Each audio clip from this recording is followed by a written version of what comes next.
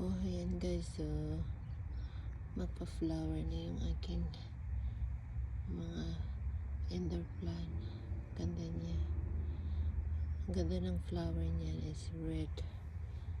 Ayan yung aking parang blooming. Ito yung water lily din yan. Ayan siya. Mga jade ko.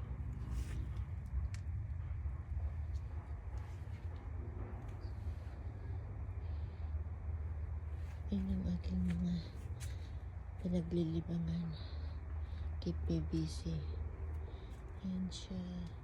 Natanggal ko yung mga ano yan kasi nilalagay ko yan dyan. Ang aking pandan. Pandan. Ayan, diba na siya. Yan yung mga ano, tumutubo. Nililipat ko yan pag malaki na sila. Ito naman yung sabi nilang money tree. Yung aking orchids magpa-flower na rin. Meron na siyang lalabas na yung flower niya. Ayan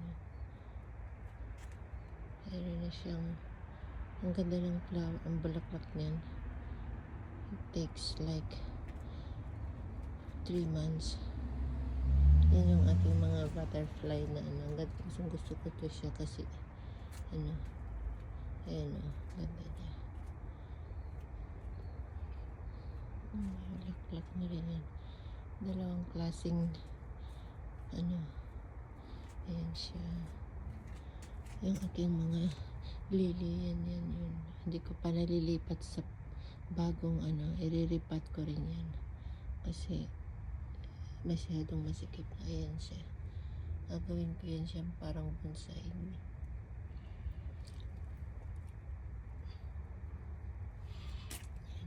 Pag lumalaki na siya.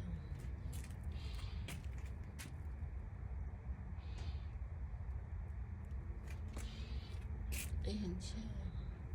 Nilipat ko yan siya pag medyo malaki na. Nilipat ko yan sa mga small pot. Ganun. Ayan, bagong plant ko rin yan. Maganda din siya. Marami din akong mga pots. Ayan. Nag-start flowering siya. Ang ganda ng flower niya. Pink. Ito yung aking red. Dalawang kasi pink siya.